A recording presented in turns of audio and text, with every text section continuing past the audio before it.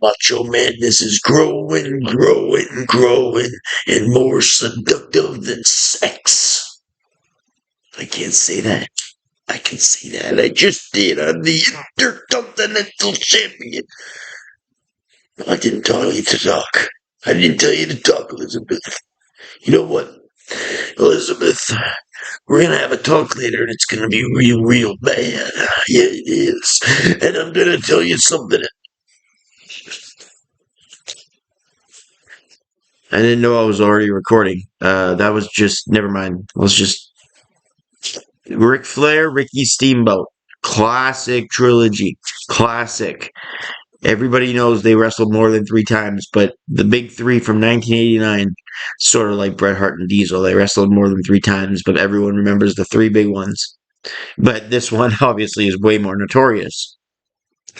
These are 3 of the best North American matches ever. Ever. And they all happened in a few months span in 1989 between 2 of the best workers of all time, Ricky the Dragon Steamboat, Nature Boy Ric Flair. Ricky-Steamboat can have he's just like Ric Flair in the sense he can have a great match with anybody. And if you look at most people's good matches, if they've ever wrestled Ricky-Steamboat, that's usually in their top 10, even top 5 for mini workers. So, I could go off on how many people Ricky-Steamboat wrestled with.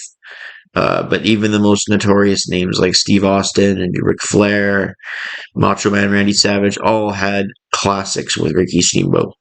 So Steamboat was the challenger in this match from the Chi-Town Rumble versus Ric Flair. This was in the Windy City in February. A lot of 2 Chicago Bears, in fact, were at this in attendance. They were Ric Flair fans.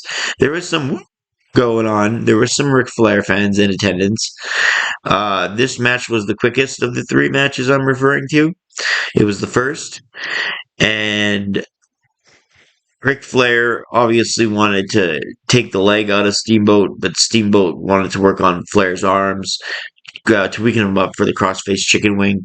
He'd always go to Flair's left arm in this match. He would always go back after the sequences where there'd be chops and then there'd be a pause.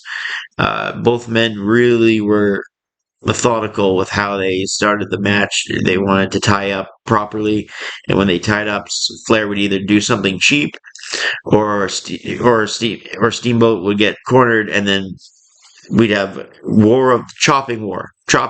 Every sequence of this match is followed by a war of chops, and even to the fact that Steamboat chopped Flair so hard that he went over the top ropes to the floor.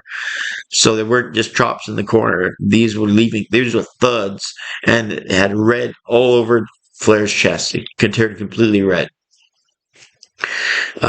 This was a war in every sense of the word.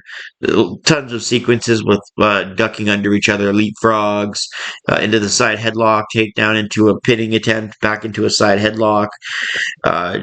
A lot of that going on in this match. These 2 chemistry is off the charts. They know what's going to happen before they even do their initial move. Some wrestlers just connect with another like that. Bret Hart and Kurt Hennig are good examples. They don't know what they're going to do, but they both know what they're going to do, if that makes sense. They just have no plan, but it's just going to work like a formula. This is probably my personal favorite. I'm not sure if it's the best yet, but it's my personal favorite of the 3, and I rate it 5 stars. It's a top 10 match of all time, so please check it out. It's on Daily Motion twice. 720 quality is the best one. So there's a 480, I think, and a 720. Check it out. If you don't have it on DVD or if you don't have it on the network, it's on Daily Motion. No excuse not to look at it. Speaking of no excuses, please hit the like and subscribe button. It would really help my channel get off the floor. I'd really appreciate it. And leave a comment of what you think, because that would also help my channel. Be one of the first ones. I've only had a couple comments so far. And this is a brand new channel. And if you like what we're going to do, just hit the subscribe button. And please, it only takes a second. And we're going to go to the next Flair-Steamboat match after this. So stay tuned. I'm Brett Mix, and that's my opinion. And we're out.